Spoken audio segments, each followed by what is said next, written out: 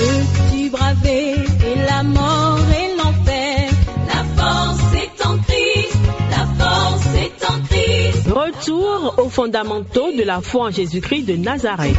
Jésus d'un mot fait tomber tous les fers. La force est dans le sang de Christ. Je suis fort. Retour aux fondamentaux de la foi en Jésus-Christ de Nazareth, une émission d'enseignement présentée par le pasteur Ketchon Joseph. Oui, plus que vainqueur par le sang. Retour aux fondamentaux de la foi en Jésus-Christ de Nazareth, c'est tous les mercredis de 10h45 à 11h15 sur Radio Évangélique Maranatha. Veux-tu du ciel t'approcher chaque Bonne écoute à vous. jour? La force est en Christ, la force est en Christ. Bonjour chères auditrices et auditeurs de Radio Maranatha, Jésus revient. Je suis Joseph Ketchion, prédicateur enseignant de la parole de Dieu. Nous voici encore à un autre rendez-vous hebdomadaire. Ce jour, nous allons toujours continuer dans le grand thème que nous avions annoncé et dans lequel nous sommes en train d'avancer. Il s'agit de l'évangile de Jésus-Christ. Ce jour, le sous-thème est intitulé « La primauté de l'évangile de notre Seigneur Jésus-Christ de Nazareth sur tout au message ». Et se justifie par ce que nous avions commencé à dire. La Bible est la révélation biblique centrée sur notre Seigneur Jésus-Christ, ce qu'il est et ce qu'il a fait. En fait, la bonne nouvelle que nous appelons l'évangile, c'est Jésus-Christ de Nazareth, qu'on appelle en hébreu Yeshua HaMashiach. C'est lui qui constitue déjà la bonne nouvelle en ce qu'il est. Et deuxièmement, la bonne nouvelle, c'est ce qu'il a fait pour nous, pour l'humanité, à son arrivée. Et aujourd'hui, nous allons encore nous concentrer sur ces thèmes principaux pour que nous puissions concentrer nos énergies, concentrer les ressources que nous avons pour l'annonce de cet évangile. Et nous allons nous appuyer par certains textes bibliques et certaines expériences. Donc, comme l'avons dit, l'évangile de Jésus-Christ de Nazareth, tel qu'il a été rappelé, formulé par l'apôtre Paul, qui en a eu le privilège. Christ est mort pour nos péchés selon les Écritures. Première ligne de l'Évangile. Christ est mort pour nos péchés selon les Écritures. Enseveli le 3e jour, Christ est ressuscité. Il est ressuscité pour notre justification et nous donnant ainsi la preuve que tous ceux qui croient en lui vont être ressuscités en son nom. Merci, chers auditeurs, pour votre persévérance. Et donc, la bonne nouvelle, comme l'avons dit, donc, c'est ce que Christ est et ce qu'il a fait. Et ce qu'il est, ce qu'il a fait, c'est ça qui nous donne le salut, la vie. Et c'est pourquoi nous pensons que c'est nécessaire d'insister et de concentrer nos efforts sur cet évangile. Ce message est la primauté sur tout autre message. Le ministère de l'évangélisation, donc là, ainsi donc, occupe le premier plan dans toute œuvre et tout le ministère. Et c'est ce qui doit être selon ce que nous avons reçu, confiant de notre Seigneur Jésus-Christ de Nazareth. Mais pour diverses raisons, comme l'avons dit, il y a beaucoup de distractions, de diversions, de déraillements, de dérapages, de déconcentration et c'est bien dommage. C'est pourquoi dans cette émission, comme l'avons annoncé au départ, nous allons vraiment concentrer tous nos efforts sur ce sujet essentiel. Alors, s'il en est ainsi, écoutons ce que le Saint-Esprit nous dit déjà par l'apôtre Paul dans sa deuxième épître à Timothée, chapitre 4, versets 1 à 5.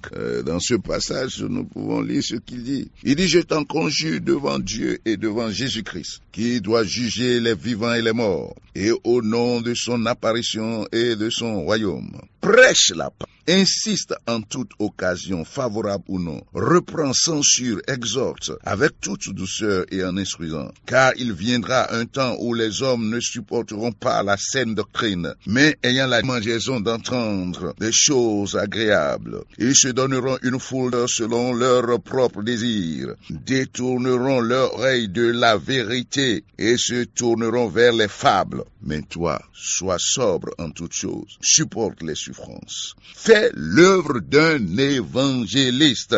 Remplis bien ton ministère. En fait, ce que l'apôtre dit là, c'est sérieux.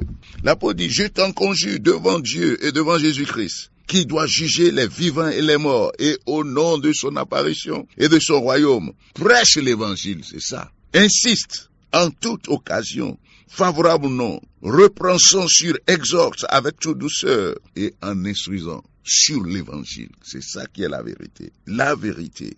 Et quand il dit « Je t'en conjure devant Dieu et devant Jésus-Christ, qui doit juger les vivants et les morts, et au nom de son apparition et de son royaume, ce que l'Esprit de Dieu est en train de nous dire là est sérieux, c'est très grave. » Il invite ainsi à témoin ce qu'il y a de plus grand et de plus secret. Il invite à témoin pour ce qu'il va dire par la suite. Il invite Dieu, il invite Jésus-Christ, qui doit juger les vivants et les morts, et au nom de son apparition et son royaume. Ça montre que ce ministère, cet appel à l'annonce de l'évangile, à la défense de l'évangile, c'est-à-dire ce que Jésus-Christ est et ce qu'il a fait pour nous, devient un devoir sacré de la plus haute importance. Et voilà, c'est ce qu'il dit. Il dit dans les derniers temps, et nous sommes dans les derniers temps, les hommes ne supporteront pas la saine doctrine, c'est-à-dire la doctrine de Jésus-Christ de Nazareth, comme l'avons dit au départ. L'Esprit de Dieu par l'apôtre Jean a déjà dit, si quelqu'un ne vient pas avec vous, avec la doctrine du Christ, ne le recevez pas, ne lui dites pas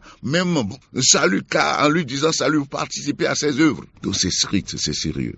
Que ce soit moi, nous qui sommes des frères, ou que nous soyons des serviteurs de Dieu, entendons ce que l'Esprit est en train de dire. Dans les derniers temps, ils ne supporteront plus cette secte doctrine, ayant la démangeaison et d'entendre des choses agréables. Ils se donneront une foule de docteurs selon leurs propres désirs, détournant l'oreille de la vérité de l'évangile. Comme le dira l'apôtre Pierre dans sa première épître, chapitre 1, verset 25, il a insisté, l'évangile, c'est ça qui est la vérité. C'est qui est le centre, le fondement, Jésus-Christ de Nazareth, le Fils de Dieu, le Christ, le Fils de Dieu, loin, celui qui a été désigné et promis depuis les temps anciens. C'est Jésus-Christ, quand les temps furent accomplis, est venu pour accomplir l'œuvre de notre rédemption. Christ est mort pour nos péchés selon les Écritures. Enseveli le 3e jour, il est ressuscité. Et la résurrection, le message là, c'est le message que les apôtres ont annoncé à temps et à comptant. Et l'apôtre dit ici d'insister en toute occasion favorable ou non,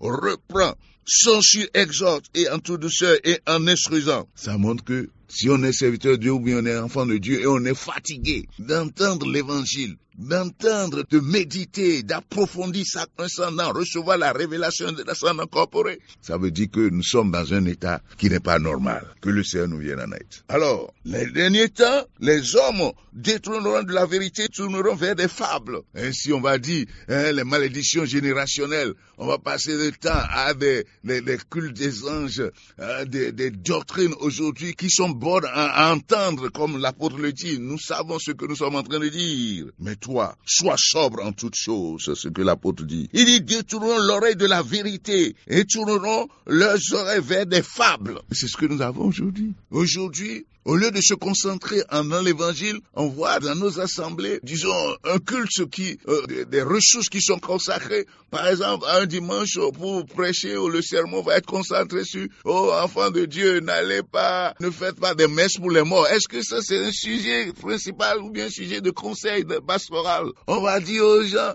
on va prendre des journées, des opportunités pour prêcher ou bien pour enseigner aux gens comment confession, les projets. L'église n'est pas un centre de projet. Ou bien la gestion, le management. L'église n'est pas un centre de gestion. Si les gens veulent se spécialiser dans ces choses, il y a les écoles de formation pour cela. L'église est l'appui et la colonne à la vérité, c'est-à-dire la vérité de l'évangile. Et c'est ce que nous avons aujourd'hui, les fables, les contes, les aïeux, telle chose, tu as hérité de telle chose. Et on passe du temps à ça, au lieu de nous concentrer sur l'évangile. L'évangile, c'est le message central. L'apôtre nous exhorte ici. Prêche, insiste en toute occasion, favorable ou non, reprend, censure, exhorte. Fais œuvre d'évangéliste, remplis bien ton ministère. C'est le ministère qui est le premier ministère. Nous assistons à des gâchis. L'évangile doit être au centre de tous les messages, au centre de toutes les œuvres, au centre de tous les ministères. Que le Seigneur nous vienne en aide. Qu'est-ce que l'humain nous dira dans sa parole? Dans sa parole, voici ce que nous lisons. Le Seigneur Jésus-Christ, quand il a rencontré les pharisiens, il est revenu sur les mêmes choses. Le message unique dans la Bible, c'est Jésus-Christ et son évangile. C'est la révélation principale. Comme l'avons dit l'autre fois, la Bible est un livre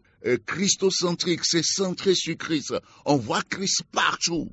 Et c'est pourquoi l'apôtre Paul, par exemple, toujours par l'Esprit Saint, va nous dire dans sa deuxième épître, disons dans l'épître aux Colossiens, dans l'épître de Colossiens que je nous exhorte à lire.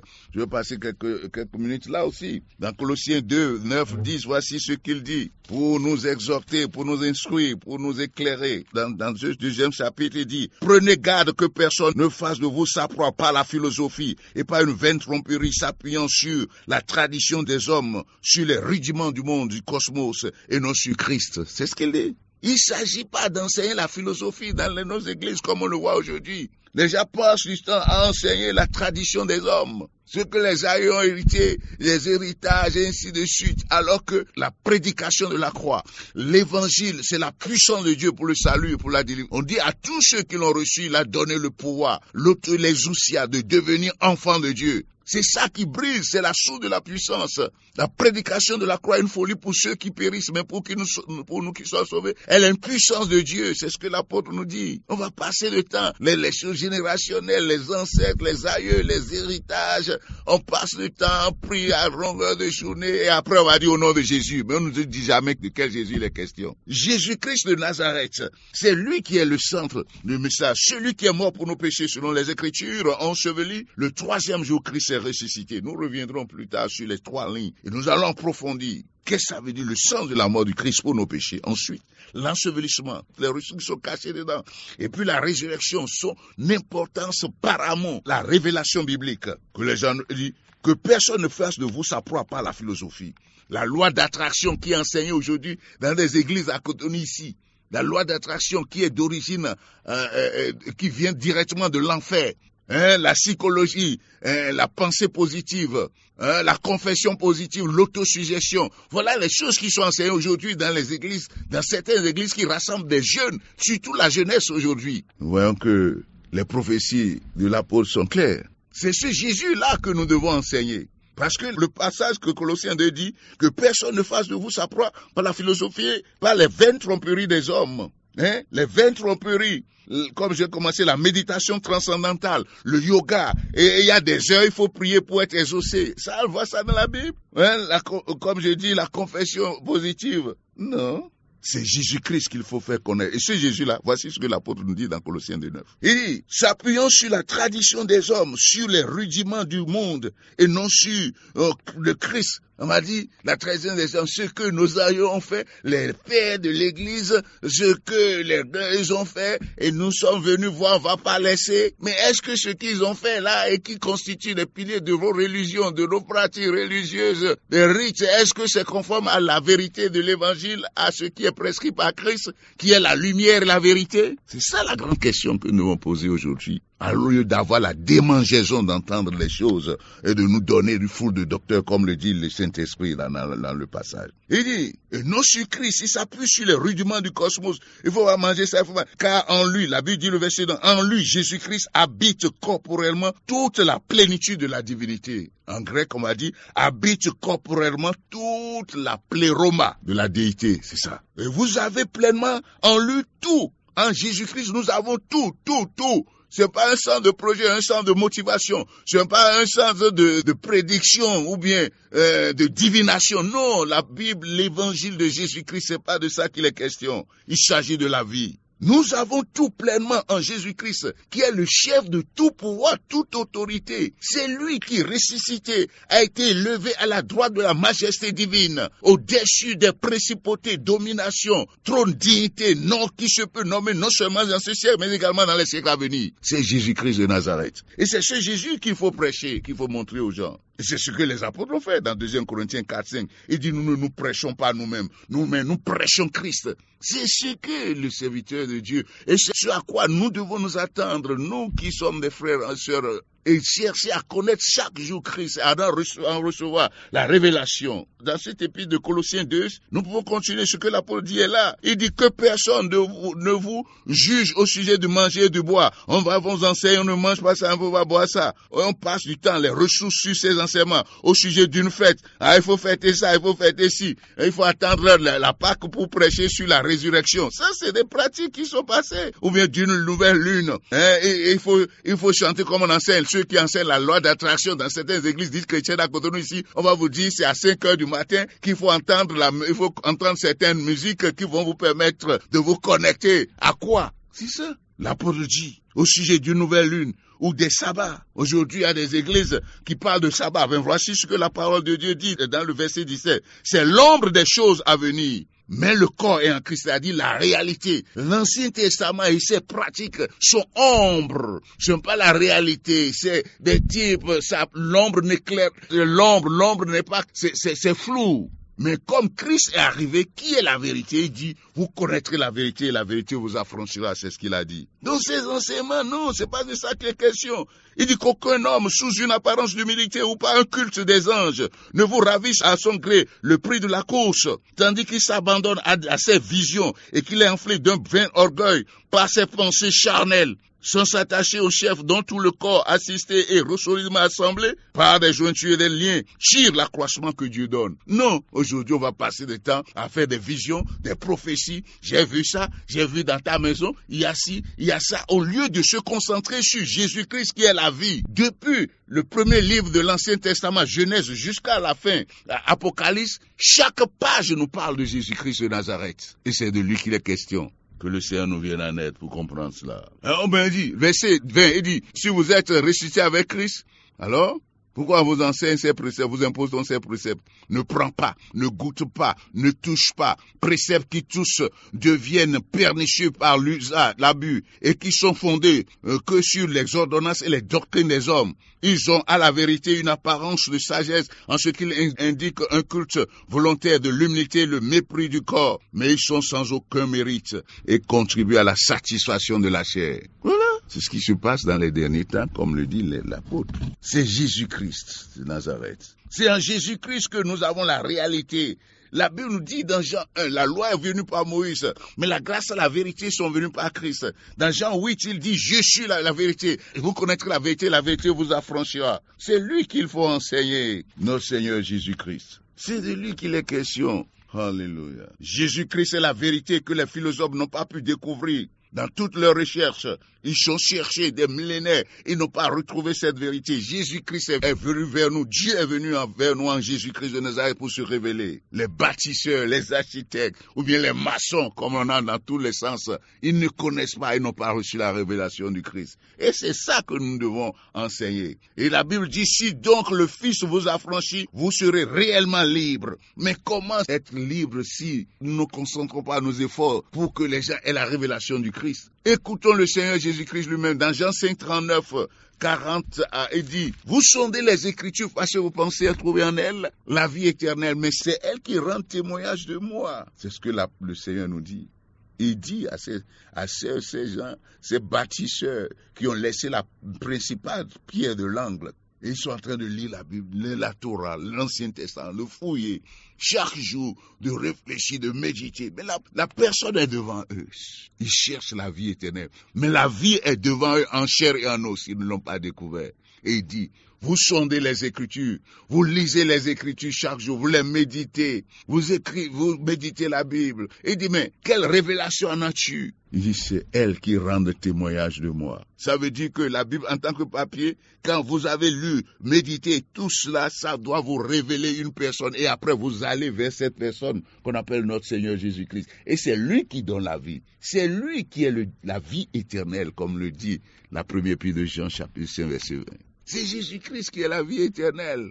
Et c'est ce que tous les prophètes ont dit. Notre Seigneur Jésus-Christ de Nazareth. C'est de lui qu'il est question. C'est lui qu'il faut prêcher. Dans la première épître de Pierre, chapitre 1, versets 10 à 13, nous pouvons lire encore un autre passage qui montre la centralité du message évangélique.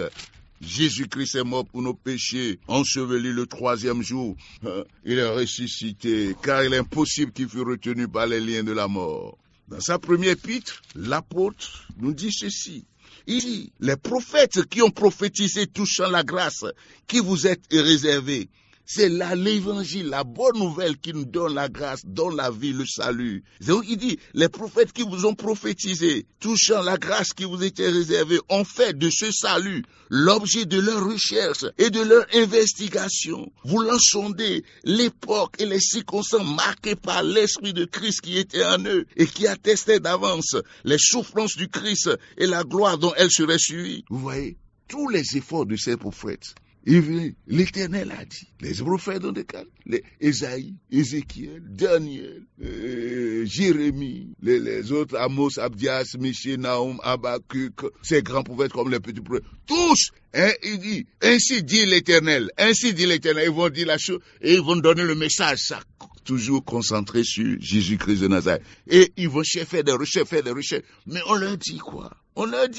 Il leur fut révélé que ce n'est pas pour eux-mêmes, mais pour nous, toi et moi qui m'écoutes maintenant, mais pour nous, qu'ils étaient les dispensateurs de ces choses que nous ont annoncées maintenant. Ceux qui vous ont prêché l'évangile, c'est-à-dire la bonne nouvelle, par le Saint-Esprit envoyé du ciel et dans lesquels les anges désirent plonger leur regard. Ça veut dire que le salut, l'évangile de Jésus-Christ de Nazareth qui nous donne le salut. La Bible dit que même les anges désirent plonger leur regard. Les prophètes ont cherché à comprendre, ont passé toute leur vie, tous ces prophètes de l'Ancien Testament, pour sonder les temps, les époques où le message, le salut va être révélé. Mais il leur fut révélé que ce n'est pas pour eux, mais c'est pour toi et moi. Alors pourquoi devons-nous négliger ce grand salut? Pourquoi devons-nous disperser nos énergies? Pourquoi devons-nous concentrer sur d'autres messages? Au lieu de ramener l'évangile au cœur de l'action, du serviteur au cœur de l'action des frères,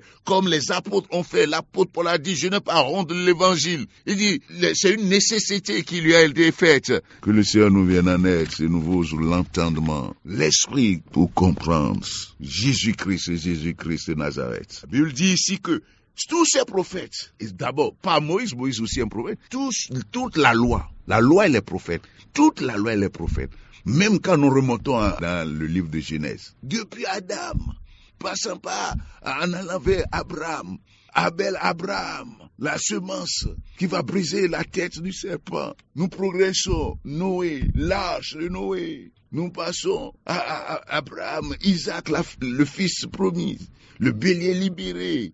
Tout cela nous parle de notre Seigneur Jésus-Christ. Même le récit de la création, et nous allons démontrer ça, que le Seigneur nous vienne en aide. Il faut que nous faisions alors l'exercice dont il est question pour comprendre ce que l'apôtre, le message est en train de nous dire. Alléluia. Alléluia. Nous allons passer ces livres pour comprendre ce que nous sommes en train de dire. Déjà, si nous prenons le Genèse 1 déjà, Jésus-Christ, notre Seigneur, est révélé déjà dans Genèse 1. Qu'est-ce qu'on dit? Au commencement était la parole. Excusez-moi, je prends d'abord Genèse 1 pour montrer que l'évangile de notre Seigneur Jésus-Christ de Nazareth, le Fils du Dieu vivant, son évangile est central et est révélé dans toute la Bible, depuis l'Ancien Testament jusqu'à la fin du Nouveau Testament. Si je prends Genèse par exemple, je vais commencer par là et poursuivre après. Si je prends Genèse, on dit au commencement, Dieu créa les cieux et la terre. Au commencement, Dieu créa les cieux et la terre. Mais alors, qu'est-ce que la révélation nous dira dans la Nouvelle Alliance? Jean 1, on dit au commencement était la parole. Alors, ce Dieu-là qui créa la terre, Elohim dans la langue hébraïque, au commencement, Dieu créa la terre, les cieux et la terre. Jésus-Christ est déjà révélé dans ce premier verset. Puisque Jean va nous dire, au commencement était la parole était avec Dieu, la parole était Dieu. Toutes choses ont été créées par elle et rien de ce qui a été créé n'a été créé sans elle. Donc déjà là, nous voyons la révélation en nombre et en type de notre Seigneur Jésus-Christ qui est la bonne nouvelle.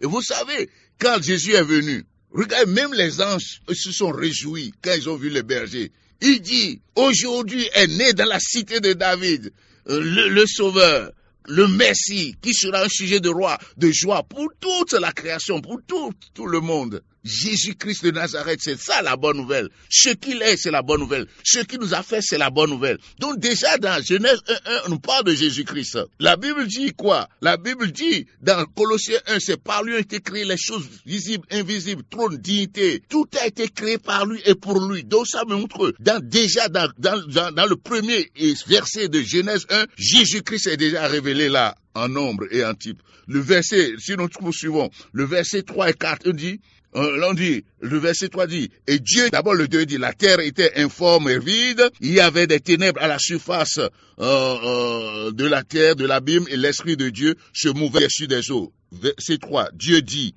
que la lumière soit, et la lumière fut. Alors, qui parle là? Dieu dit là, cette parole-là, c'est qui? C'est Jésus-Christ. Au commencement était la parole. Par elle, toutes choses ont été faites. Toutes choses ont été faites, la Bible dit. Donc, Dieu dit là, exprime déjà Jésus-Christ. Et la Bible nous dit que la lumière soit, et la lumière fut. De quelle lumière est-il question?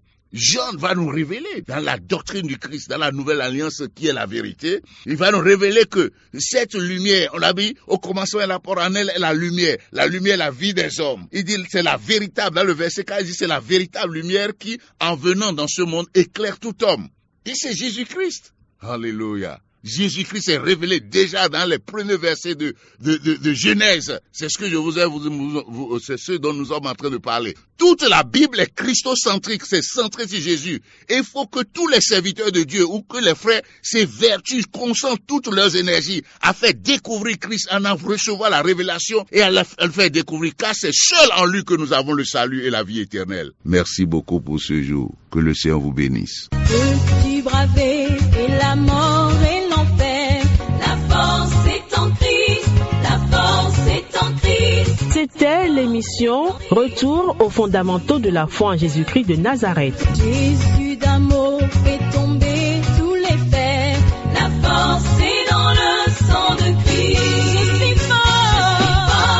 Retour aux fondamentaux de la foi en Jésus-Christ de Nazareth, une émission d'enseignement présentée par le pasteur Ketcho Joseph. Oui, plus que vainqueur par le sang. Retour aux fondamentaux de la foi en Jésus-Christ de Nazareth, tous les mercredis de 10h45 à 11h15. Veux-tu du ciel? Contact du pasteur 53 53 03 84.